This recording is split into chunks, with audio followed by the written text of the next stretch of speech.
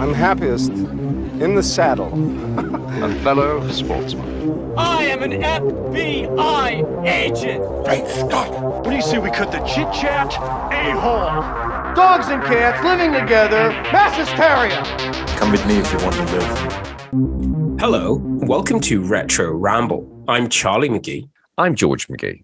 And this time, dear listeners, we are journeying back to those good old 90s to review the Woo-tastic film that is Broken Arrow, starring John Travolta, Christian Slater, and a lot of other go-to 90s actors, wouldn't you say, George? Yeah, it's packed full of, it's that guy, it's that person, oh, it's him. Wasn't he in Die Hard? Yeah, there's lots of that. So if you've just checked out this episode, if this is your first time, George, what could people expect in a typical retro ramble on a film of this nature? We are all about going back and revisiting the films that we grew up with. So Charlie and I are brothers.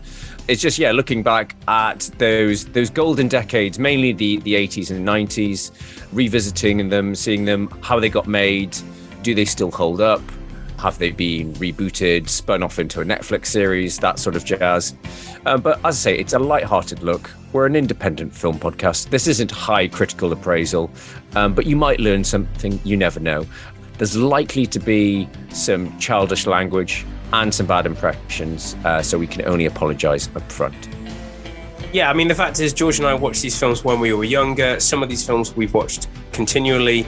We share an opinion. We love the genre. I think we see the tongue in cheek. We don't take it too seriously. And I think that's all you got to remember when listening to this podcast. That is not the idea. So, going to be some interesting.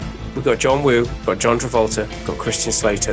And we've got we've got Delroy Lindo. We've got lots of people to have fun with in this film. So mainly John Travolta. Mainly John Travolta, because another John liked him on the camera. If you've listened to our last episode, Masters of the Universe, George did this really cool thing, because he's just the geek that I am as well.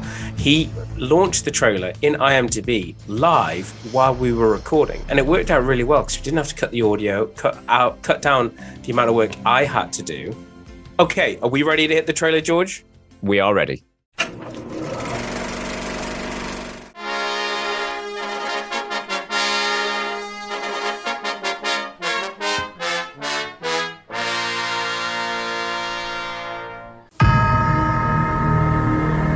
They are America's first line of defense. Best of friends. Ready, Captain? Map of the Earth. Here we go. Fierce competitors. Very nicely done. Almost as good as me. Ready to protect our nation against any threat. Carrying the nukes. You love having the power of God at your fingertips. Not tonight, buddy. But what if the enemy is one of them? What the hell are you doing?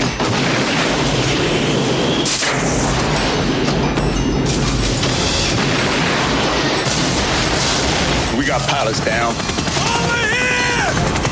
We got ourselves a broken arrow. A broken what? It's what we call it when we lose a nuclear weapon. I don't know what's scarier, losing nuclear weapons, or that it happens so often there's actually a term for it. The only thing more dangerous than what he knows. They believe they've got an exposed core. They gotta send in a nuclear emergency search team. By the time they find us, we'll be gone. Is what he's prepared to do. $250 million by 0900 Utah time. If you have not... Good God. I don't know what the big deal is. I really don't. But there's one thing Smile, boys. We're about to retire. he didn't count on. I know his mind works. You gotta let me go after him. Outstanding, Hal. That's the spirit. Would you mind not shooting at the thermonuclear weapons? And what are we doing? If you enter the wrong code 3 times, the nuke goes dead. Unless, of course, I already thought of that ahead of time. You just activated a nuclear warhead, my friend. John Travolta. You lose. Christian Slater. You're out of your mind. Ain't it cool? Broken Arrow. A John Woo film. Wow, just... Wow. Okay, so it's 1990. This is a 1996 film. It's 1995 at the end of that, and you're at the cinema and you see a trailer. You see that trailer we've still got voiceovers in 1996. I think that's the one positive to take from this trailer, because there was a moment when we lost them, and I hope they come back. But this had a voiceover. You see this, John Woo. What had he done up to this point? Like, how big was John Woo? I feel like he was breaking through, wasn't he? Because Face Off was a year later. We covered his first American debut, which was the JCVD, Jean-Claude Van Damme, Hard Targets. That was 1993. Obviously, we did that. We've covered that previously on a double JCVD feature. So check that out. But on that episode, we talked about some of the, whilst John Woo he was a very established director in Hong Kong, and he'd done some very successful and critically acclaimed action hits, including stuff like Hard Boiled and The Killer. He had a bit of a tough time on Hard Target, working, I think, just he didn't have the amount of freedom that he did in his homeland, and studio interference, and there was a lot of cuts. And I think Sam Raimi, who was one of the producers on Hard Target, had to sort of fight for John Woo to, get a lot of decisions his way. This is 3 years later, and I don't think Woo did any other films between this and Hard Target. So I think he was sort of licking his wounds a little bit, and waiting for another great idea to come through that he take and turn into a Hollywood hit, essentially. But this doesn't actually start with John Woo. So I didn't realize, but it's from the writer of Speed. So Graham Yost. And obviously, after the runaway success of Speed, again, we've covered that on Retro Ramble. So check out that episode if you haven't. Speed was a smash hit. And obviously, Graham Yost, his name was kind of in demand. He was from a relatively unknown scriptwriter. He became a hot property after that. So I think Speed was 94, wasn't it? Yeah, I want to say 94. Could be 93, but I want to say 94. So he had a few scripts in development. One was called The Flood, which became another Christian Slater film, Hard Rain. Morgan Freeman. Yeah. But the other one was Broken Arrow. And it was greenlit by the studio, by Fox instantly, once they were able to get another hot property from 1994, that of John Travolta. God damn. So where did he make his Travolta connaissance? Travolta is rebirth, the rebirth of John Travolta. I always put this down as Pulp Fiction. Yes, yeah. So Pulp Fiction was mega hit, critically and commercially, was a huge hit for Tarantino. But it was, I think it's still probably one of the most popular sort of examples of an actor getting a second wind in their career. And that for Travolta, it brought him back in the spotlight, after he was doing various Look Who's Talking sequels, and people had kind of forgotten about him. He hadn't done much great work since the sort of mid 80s. And he was obviously, and I think he was he Oscar nominated? I don't think he won, but he was Oscar nominated, I think, for Pulp. I think both him and... But anyway, he was... anyway, he got an award for this film. I think MTV gave him Best Villain. I mean, maybe there was slim pickings, so he got some TV award. I'm glad he got an award for this, because he's really working hard. Oh my God. But he's in good shape. Compared to, say, both Face Off and Pulp Fiction, he's looking schlubby. Whereas in this... Maybe it's just uniform. Love a guy in uniform. And it's also lots of turtlenecks. But nobody's wearing a quasi turtleneck, not quite t-shirt, not quite turtleneck, like not full 50. Roger Moore. It's a fitty. Nobody's seen comes up to the neck, but it's I could be wearing a turtleneck, but it's the 90s. I'm futuristic. But, I mean, he was crazy busy in those following years from Michael Pulp Fiction. So Get Shorty was 95. Which is a great film. He was knocking them out. We should cover that. Then Broken Arrow. And this all in 96. He did Broken Arrow, Phenomenon, and Michael. And then he did 3 films in 97. So She's So Lovely, Face Off, and Mad City. 4 films in 98. So he's just he was a hot property. Bless him. And he was on a proper hot streak. But I think I'm fairly confident saying this was his first turn as an outright villain. Obviously, In Pulp Fiction, he's, morally Lovable. a lovable gangster, hitman type thing. But the interesting thing with this, because he was just such hot property, the studio got him and they were like, who do you want to play? I think originally he was tipped. I'm going to be the villain. I'm going to do whatever I want. That's the feeling I get. Pretty much. And I think he was, originally tipped for the Christian Slater role. And I think it was the villain role. I've already forgotten his name, but I think it was originally written as an older sort of, so more of like the guy who's worried about his money, the guy who's like played presidents, and the guy's been in loads of stuff. I'm sorry we can't remember your name. You are a very good 90s character actor. Oh, he's been in loads of stuff. Oh, sorry, Bob Gunton. You talked about him. No, but I was saying originally was he meant to be the main villain or no? So originally, just in terms of the two leads, so obviously Vic Travolta ends up playing Vic Deakins and Christian Slater is Riley Hale. Really realistic names. Well, maybe Vic Deakins, but originally, he Travolta was going to be Riley Hale, and the role of Major Vic Deakins was going to be an older actor, maybe someone like, I don't know, in their 60s or 70s. Yeah, some of the lines kind of suggest a bigger age divide than is on screen. That's the only thing that jives, is like they're trying to make Christian Slater look really young. And they're trying to, but they don't make Travolta look, obviously, because he obviously said so. There's not, the way they talk to each other, they look like 3 years apart, don't they? Especially when they're doing the boxing. I don't know what the age difference was at that time. It's probably a bit more, but like, Christian Slater seems to be really holding on tight to his 30s, early 30s, and John Travolta is embracing his 40s and 50s. So I don't know, but they make them look very close together when they're doing that boxing. Yeah, it doesn't feel like there's a huge age divide. Which I totally forgot about. I forgot about the whole boxing fight at the beginning, but maybe it's not tracking. We're on DVDs by then, but I just forgot about it. Yeah. So yeah, I mean, I think that's the main sort of overview. The only other thing I would point out, apparently, the title and the terminology of a broken arrow don't exist. It's incorrect. So it's a made-up drug.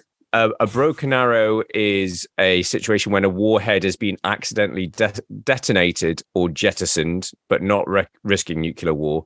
But when a nuclear warhead is stolen, it's known as an empty quiver, which obviously would have sound as good. Not as menacing as Broken Arrow. Yeah.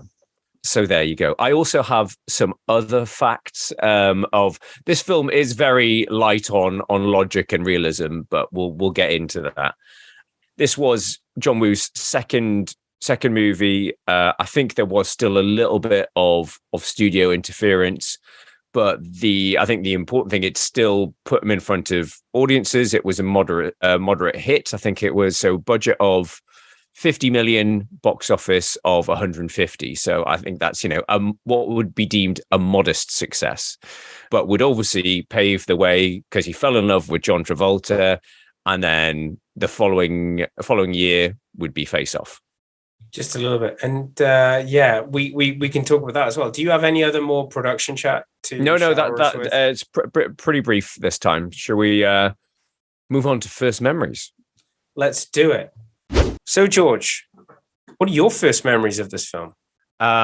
So I think we have mentioned this a couple of times over the podcast. Well, just recently. We mentioned this on a podcast. I think when we said we were going to do this, you explained it. So, so I would have been, I think, 13, 14 years old.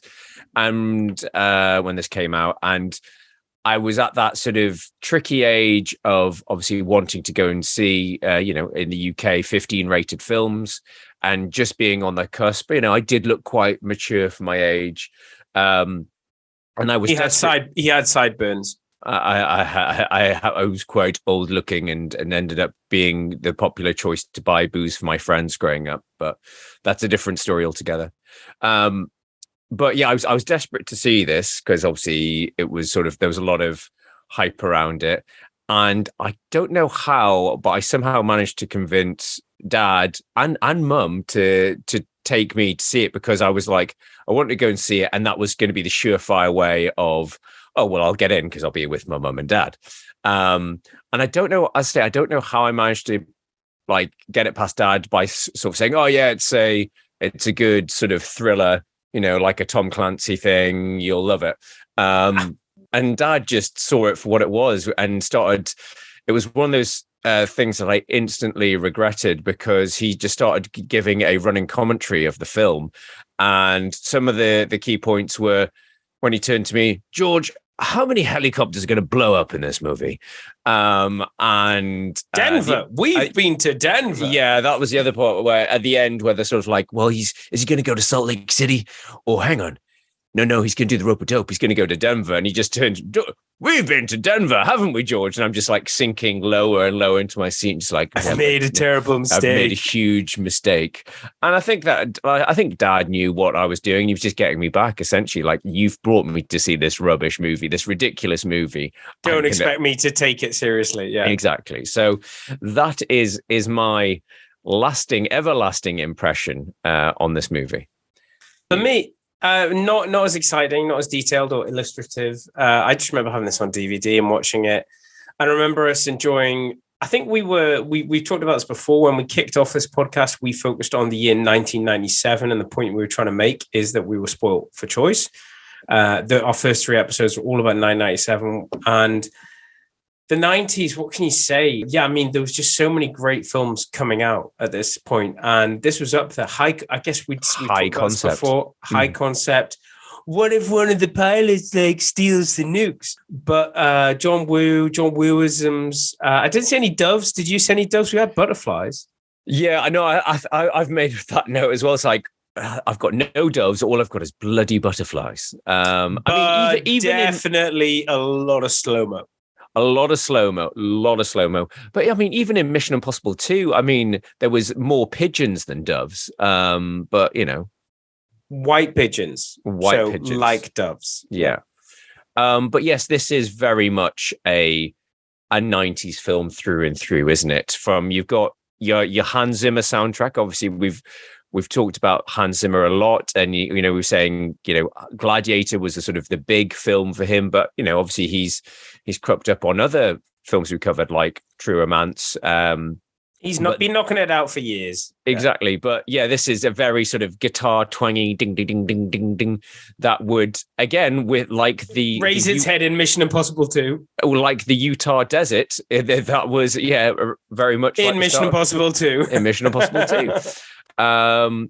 So yeah, and I've also made note stealth bombers were big in the 90s movies, weren't they? Oh yeah, got nukes in it, and it's like flies under the radar, looks like a spaceship. Looks really cool. So yeah, there was Executive Decision. Same year, Executive Decision, wasn't it? I think it was 96, 97. No, it was. Steven Seagal dies in the first 10 minutes. Shut up and take my money. Spoiler alert, Charlie. But it's all right because we have Kurt Russell. So yeah, I mean, I think there was plenty of others, but it was very much a big 90s thing. And there's a lot, as you say, there's a lot of familiar faces in this. So you've got Kurtwood Smith, Clarence Boddicker from RoboCop. I can be a good guy. But I think he does. Speaking of Seagal, I think Kurtwood Smith turns up in a very similar role in Under Siege 2. He's I think he's the general. He's general exposition of, we've got Ryback. He's the man in the room in Under Siege 2 as well. So I think he was doing well in that sort of authority figure role. This is all for pre-Malcolm in the Middle. Or at the same time. Oh no, he was Kurtwood Smith was 70 shows. This is pre-70 show, isn't it? Yeah. And then he would fall into that as a sort of defining role. Yeah, I saw him. He's still going, bless him. He turned up in a very good series I watched recently on Disney Plus called The Dropout. I was just going to say he popped up when we were watching that as well. I was like, I know he's from RoboCop. And a very almost unrecognizable Michael Ironside pops up. Who've you eaten? No, it's the guy who ate Michael Ironside. That's what I want to say. No, but he is, because I was like, I know that voice from watching The Dropout. I know it. It's just like, oh my God. It's like, he's so big. I mean, you can't say he's fat. He's just big. He's just a big unit. And he's just like, he's got this enormous neck, and you just want to say the words, say the line. Sucked his brains out. Like, That would be a dream come true. But anyway, we can talk about our love of The Dropout offline. But yeah, if you haven't seen it, check it out on Disney Plus. It's a very good show. Just for Michael Ironside and Kurtwood Smith. And yeah, there's lots of people together again. But also you've got Vondi Curtis Hall, who's he leads the team that go in to try and rescue the nukes, and you know he's the black. Oh, captain. the nest team, the guy from Die Hard. Yeah, Die Hard baggage fight, and also my prince from Coming to America. Of course, yeah. And yeah, we talked on earlier, but Bob Gunton, who plays the warden from Shawshank, as where's my money? I want my money. I've invested in my team. You've killed more people. Yep. This isn't part of the plan. And also Frank Wally, who is a Pulp Fiction reunion of, you know, the say what again? Yeah. I saw the fact that he's there dealing with Travolta. They're in the same room. Yeah. And also, who's the other one? The other person I spotted like being lost? Well, I mean, there's the fact that the girl, the Terry, the ranger, she was in Pump Up the Volume with Christian Slater. Yes. So Samantha Mathis and Christian Slater have appeared in a few films together, and as a result, unsurprisingly, they were dating for a time as well. But yeah, and she would go on to co-star, though not in the same scene, with Travolta in one of your favorite movies, Charlie, The Punisher, the Thomas Jane Punisher movie. Oh my God. She's the one that says, we are blessed. I can't wait till we do that film. Oh my God. Oh, we are doing that. So it's the guy who's from Deep Blue Sea versus Travolta. Yeah. More yes. More hammy Travolta. Travolta going full like to 11. Travolta turning John, do whatever you want, like more than you did with John Woo. Getting back to that, is now a good time to talk about how much John Woo is in love with John Travolta, or should we let's go for it. Let's go for it. Like, I mean, what you were saying before in some of the trivia is that obviously Travolta had some power in this film, but John Woo likes John Travolta. Oh, the camera loves him. Just do it again, but do it slowly. Okay, I'm going to linger. And yes, monologue, John. I love it when you monologue. Just keep going. John, smoke, light up again. Smoke. You look so cool when you smoke. And he would do. That's what I was thinking. There's a prequel. There's a connection. There's some sort of the connection between it's like this is a test bed for the character. He would then go on and develop in Face Off. It's almost like could there be a link? This is a younger version of Castor Troy. It is like a dry run for Castor Troy, or is it Sean Archer? I always get confused. But yeah, I mean, he is. I say, I'm glad he got an award because he's properly he's devouring everything in sight. He's devouring the entire set of the Utah National Park because he's doing, as I did in our face-off thing, the clenched teeth. Don't fire at the nuclear weapons. I'm gonna attack you, and everything he does is like really turned up to 11. Like even when he kills, is it Bob Gunton? His name was. When he kills him, he's like, never done that before. Felt good. Everything's so sexual with him in this film. When he smokes, it's sexual. When he fires a gun, it's sexual. When he's telling people to calm down about the thermonuclear weapons, I don't know. He's just he's in a different Randy film. It's a very Randy film. I'm jumping right into the end, but I've got my notes that whole sexy but more rapey thing where he's got Samantha Mathis, got Terry, and he's making her trigger the bomb. He's like moving her. He's like guiding her finger. And it's just like the button. This is really when it said to me, this was John Woo saying to him, go nuts. Yeah. If it feels good, do it. Yeah, like just do what you want. Yeah. So I'm gonna pretend and I'm gonna caress her with the gun, John. Go on. Stick your finger there and I'm gonna touch it with a gun. And so there's a lot of that. There's some interesting cameos. We've talked about a lot of people who pop up in this. The guy from Iron Man, who's actually quite buff. I'm not just a nerd. I remember him from when we were younger, but connecting the fact that he's gone from beefcake to mild-mannered 40-year-old, I have wife and kids, Tony Stark. He goes through but he's been in Hollywood a while. That's why he probably got an Iron Man. He was tried and tested. Yes, I completely forgot about him popping up. Oh no, but there's a few that, and the henchmen, like we mentioned, the guy from Die Hard, and there's Prince guy. So there's also Howie Long, who is Travolta's right-hand man, who is the ultimate beefcake. Yeah. And Hollywood tried to make him the next big thing, and he looks like Schwarzenegger. It could be Schwarzenegger. Yeah. Oh no, he's a bit simple. It's like, he looks the part. Can he act? Well, that's not important. It's fun that he kind of like, what are you doing?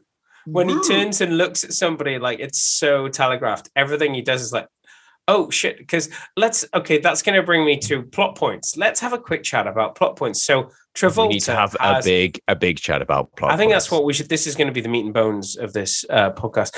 Travolta's done some prep, wouldn't you say? The fact that you get into a briefing, yep, it's believable. They're pilots. They're being briefed by somebody more superior to them. They're going on a mission.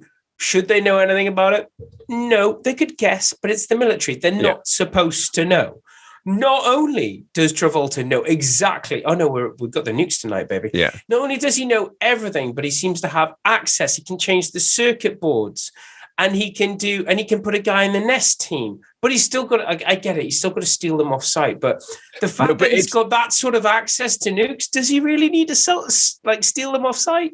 If he can get in and change the circuit boards, if he can get someone into the nest team, isn't there probably a less bloodless, quicker way to get the nukes? That's what I saw this time. Well, it's like and I think it's regularly brought up in, like, you know, as much love and as amazing a film as The Dark Knight is, it's one of the flaws is the Joker's plan it almost like, for the Joker's plan to work, it has to, you know, he has to expect that Commissioner Gordon's going to fake his death and blah blah blah, and all these things need to perfectly fall into place. I was the author of your pain, James. And it's the same for this. It's sort of like, how many backup plans does Travolta have? Because as Bob Gunton gets really annoyed when they lose the first helicopter, the first of 4, I think. 4 helicopters go down in this baby. When they lose the first helicopter, Bob Gunton goes, well, that was how we were going to get the nukes out. What are we going to do now? And he's like, we're going to use the trucks because that's what they have. Hang on, let me have a cigarette first. Hang on, can you just wait while I have a drink? I'm going to go and get a drink of Coke, and then I'm going to have a cigarette, and then I'll get back to the lines of the script. I'm going to have a sip of Coke while listening to this Hans Zimmer guitar string. So there's that plan, okay, to get them out on the helicopters. Then there's getting them on the trucks, but then there's the whole putting them in the mine. So they put them in the trucks in the plan because he was going there all along. It just really, I guess that's the selling the line. There's nothing else out there in the desert. So it's very believable they're both going to the same place. So they go to the mine where he always intended to set off a nuke to show that he was serious. But that was part of his plan, but not part of Bob Gunton's plan. Yeah, screw him. He's dead. Yeah. But what was the whole business with the hospitals? Did the rope-a-dope? He made it look like we're going to St. Jude's, but actually he was going somewhere else. And when did he was he going to set off the bomb? When did he book in the boats? And when did he book on the train? Because obviously you can't get those things at short notice, especially in the middle of the desert. So what you're basically saying is you're not sure he had a good plan. Maybe you're right. No, because he doesn't actually get the nukes really that far from where they land. I'm not saying his grand master plan. It's not actually a biggie. It's not like they go to Hong Kong and round the world to Iceland. It's like we need to get. They basically cover kilometers in this film. Basically, he's not going to be joining Spectre anytime soon. But no, I think it's not a good plan. It's just the fact that he has multiple backup plans because he knew there's so many of them were going to fail. I knew the helicopter would fail, so I've got the two Humvees, and then if they were going to take them to a boat, and then the boat's got like 6 fucking kegs of petrol because all boats have that amount. I was like, John, we'll calm down. Then you go to train everywhere. There's fuel everywhere because we need to blow shit up, but. I've never been on vehicles that's seen so much like just amount of fuel around. And as you say, you know, in terms of there's a lot of payroll there. There's a lot of staff. There's a lot of vehicles. There's a lot of staff in a lot of places. There's a lot of contingency. What if the plan went ahead? They got them out in the helicopter. You still got to pay the boat guy. You still got to pay for the train. What's going to happen with the guy, Shepard, the guy on the train who's looking forward to his money until he dies 30 seconds later? The guy's face in the helicopter when he's like, don't press start. And the guy's face is like, but what? You mean this button? Yeah, it's brilliant. So Um, lot of shooty bang bang. Sorry, we haven't said it before. I did text this to George before we started recording, but for me, and I think our dad would agree, he complained about the amount of helicopters exploding in this film, but the drinking word for this film is whenever a helicopter explodes, you have to drink 2 fingers. Whenever a vehicle explodes, you have to drink 2 fingers. Now, whenever a helicopter and a train explode, well, you just got to see if you drink. I think that's fair. Yeah. Oh, absolutely. A lot of explodey bang bang, the whole thing in the mine. Let's have a shootout for no apparent reason that doesn't take the plot along at all, or maybe but it does. it's that is Your thoughts? that, and I suppose this, I suppose the ending is the only sort of John Woo flourishes. Otherwise, it could just be a kind of run of the mill. Yeah, and I think that's why he got them. Yeah, So there's not enough of me in this. There's no doves. There's no doves, but I'm still going to have Christian Slater diving down a mine with 2 pistols, and in terms of the back-to-back talking through walls or talking, lots of bickering whilst holding guns. That would become obviously done to better effect in Face Off. Yeah, this is such a preamble to that, both for John Woo and John Travolta and cinema. It's like, you like that? Well, this is better. The guys in the room thing. So, and I think that's it. I was trying to work out, well, why is Face Off such a better film? And yes, Face Off, as we've already covered, again, one of our first episodes, is Face Off isn't a subtle film, but the action, it's a great action film. And I think, and it's a ridiculous plot, but it somehow pulls it off. Whereas this, it's a ridiculous plot, and I don't think it's really. I think the plot kind of ties itself up in knots. And the thing I've wrote down is the fact that he's got all these backup plans, yet Christian Slater always manages to catch up with him on foot, and they're in the desert. So. Yeah. And there's at one point Christian Slater falls out of a Humvee and then manages to catch up with it. Yeah. So yeah, they just magically seem to pop up, and there's the whole bit that doesn't explain where he gets left off the boat, and he just goes, what am I going to do now? And there's obviously like a reel missing, because all of a sudden he's just been picked up by the military, and it's like, okay, how did that happen? When did they turn up? Just go with it.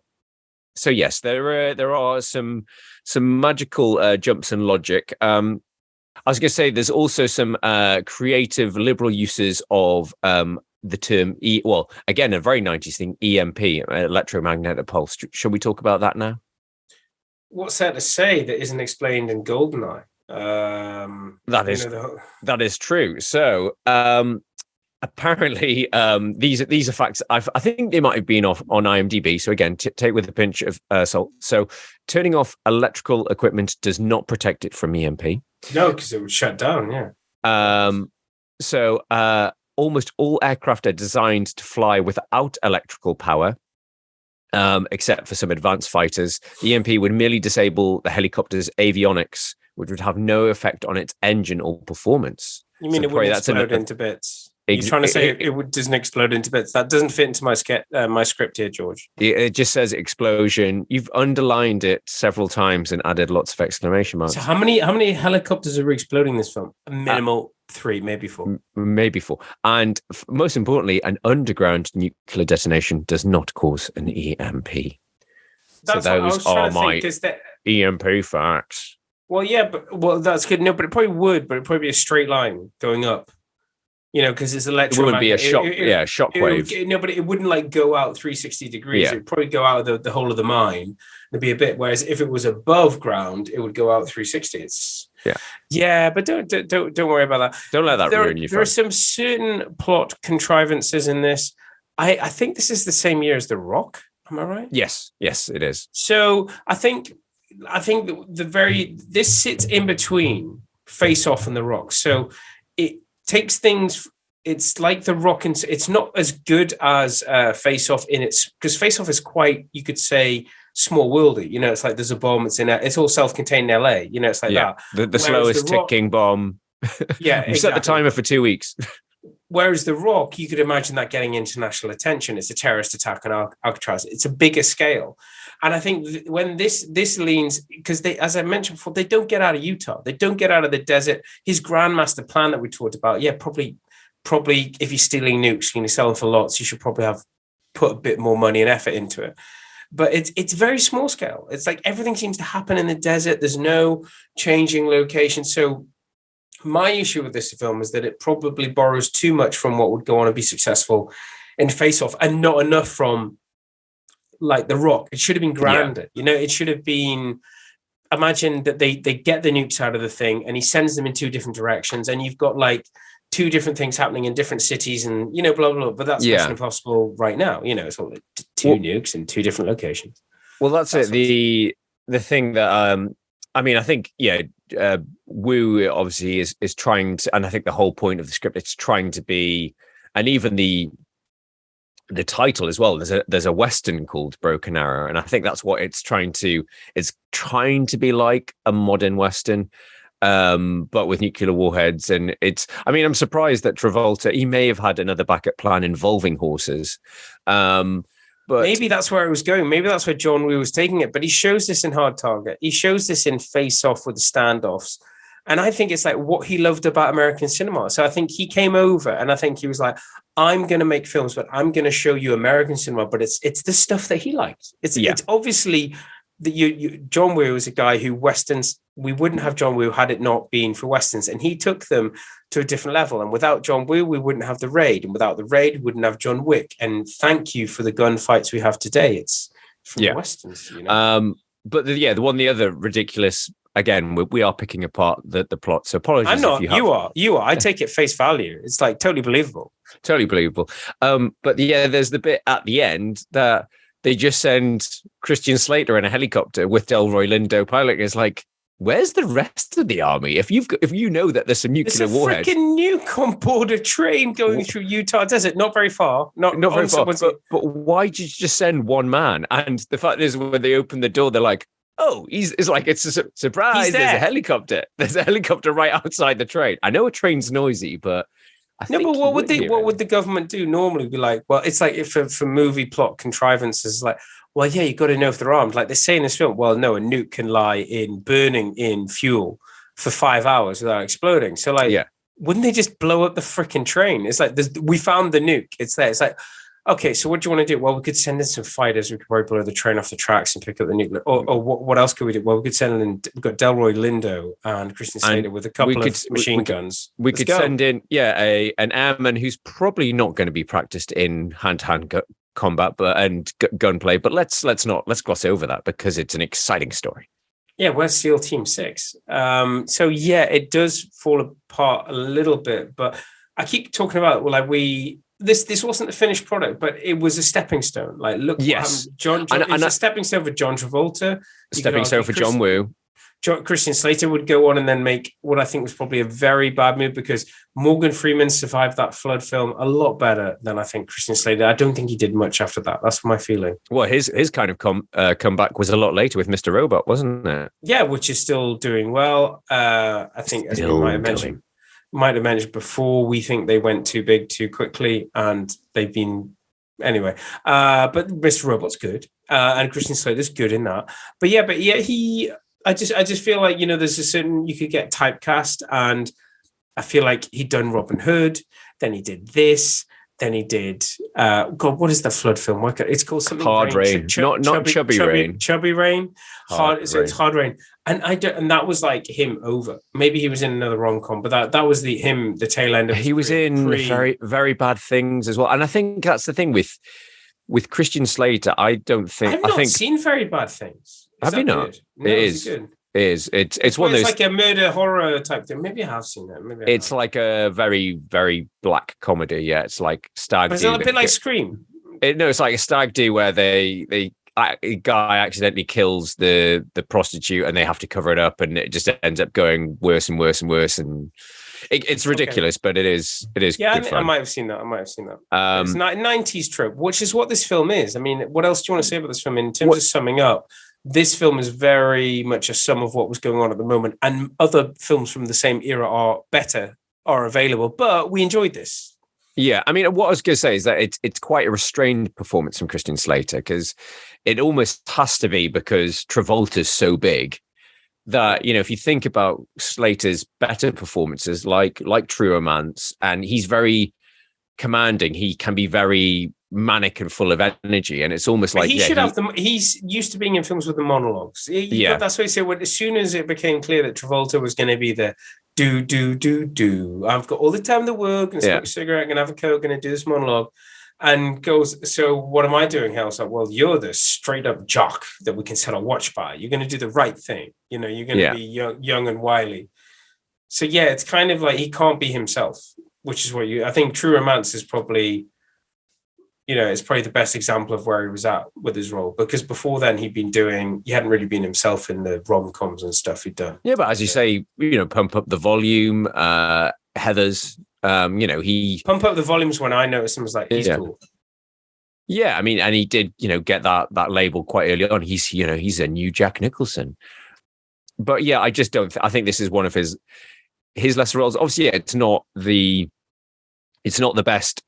I would say, I don't know about how you feel, but after watching Hard Target and this after years in the wilderness, I would probably be more inclined to go back and revisit Hard Target than I would on this. I don't know how you feel, because if you want Woo and hammy Travolta, you've always got Face Off. Yeah, no, absolutely. Like, I think that's it. It's like, Woo, you it's a go-to. It's like, do you want to watch Broken Arrow? Yeah, sure, after Face Off. And what's the film that you'd probably watch before? I mean, we chose Face Off. It was our second episode, I think, or first or second episode. We did Air Force One, we did Face Off, we did Starship Troopers for our first 2 episodes. And that's obviously what we would have reached for back in 2017 when we started. But now, you know, what about you? What would you go for? Would it be Face Off? Would it be this? Always Face Off. Yeah, always Face Off. Yeah. So yeah, I mean, I think it is an important stepping stone for Woo to make Face Off, and it's a very middle of the road. It's not a dull movie. It's got some, I say, yeah, Travolta does have some good quippiness in it, but you can tell, because I think we talked about this in Speed. I think Speed's script was punched up a bit by Joss Whedon, who's very good at the sort of, you know, the one-liners, whereas some of them don't land as well in this. But I think Travolta, it's worth a watch, I'd say, for, you know, you've got some entertaining action and for Travolta's performance. Okay, so anything else we need to cover off? Are there any coulda, woulda, shouldas that are worthy of mention? Yeah. Okay. I've got several, but it's for neither of the lead roles. Okay, well, this should not be interesting, but it is definitely. No, it is interesting. Okay, yeah. Here we are. Coulda, woulda, shoulda. Your scientists were so preoccupied with whether or not they could that they didn't stop to think if they should.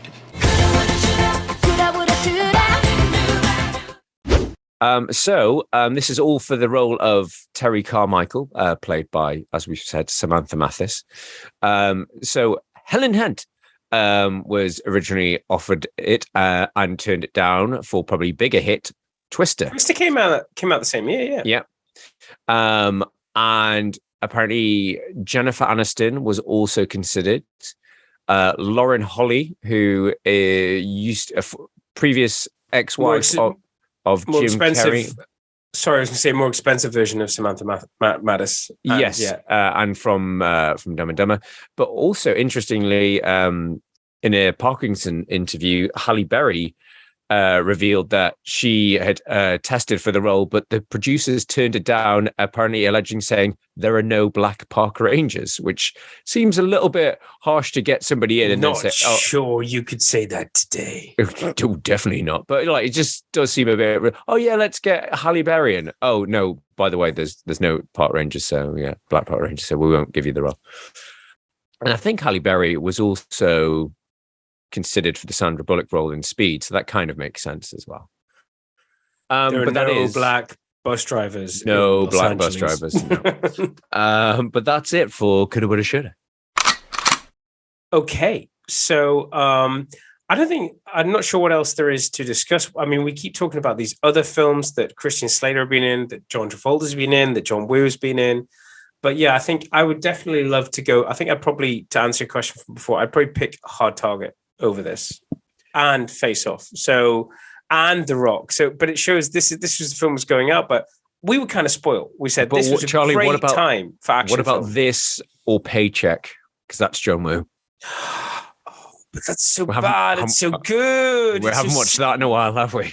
Nonsense. Oh God, that's going to feature on this podcast. We love John Woo. We love what he does because it's like we were older, but he was still tapping into that 8-year-old in us going, yeah, but what if this? And you're like, it's nuts, John, but yeah, let's do it. Let's do it. So the 90s is a very exciting time for George and I because we were in our teens. We had DVD. We were spoiled. We cover these films and it takes me back to that moment. It's been great to go back and review Broken Arrow.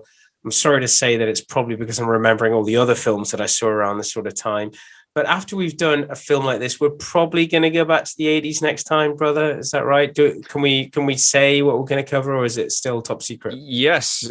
So we're covering a biggie. We are covering a 40th anniversary for arguably the greatest Star Trek movie ever made, The Wrath of Khan. I'm not sure if I'm ready. Are you ready? Well, we've got to do it at some point, and it makes sense as it's the 40th anniversary. I mean, we're 90 episodes in, ladies and gentlemen.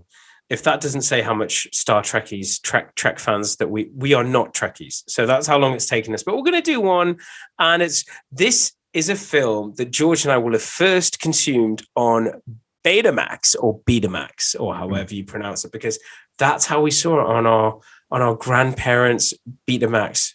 Didn't they have like 2 films? Was it Tron and Wrath of Khan? No, there was 3. There was Tron, there was Wrath of Khan, and there was Tom and Jerry. and that's all you had.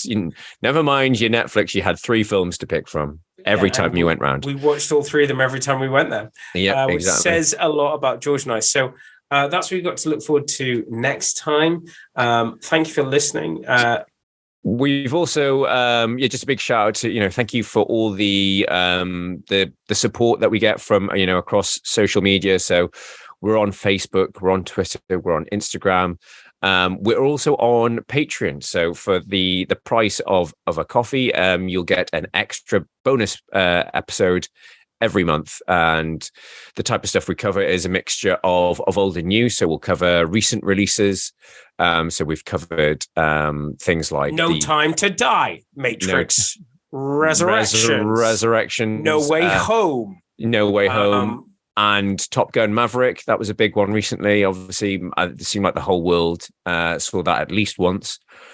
And we also do the films that passed us by originally. So we do films like Roadhouse, The Warriors, and most recently, by the time this come out, Jean-Claude Van Damme's cyberpunk classic, Cyborg. Cult Curio. Cult Curio, yes. So by all means, if you need more Retro Ramble in your life, please check us out on Patreon. It will be greatly appreciated. But we are, as always, available at retroramble.blog. We're on all the social medias, and you can even send us messages via our website or on Facebook or Twitter. So don't be shy. Everybody who signed up for Patreon, thank you. There's more content coming. There's more Bond stuff because Bond is 60. As we've already said, there is some very exciting retro. I think we're going to cover, we talked about, there's a new Predator movie debuting on Disney Plus very soon. So we're going to be covering that on Patreon as well. Exciting! So very exciting times. Pray tell. Okay, so for this, I have been Charlie McGee. I've been George McGee. And we will see you next time. Bye-bye. Thanks. Bye-bye.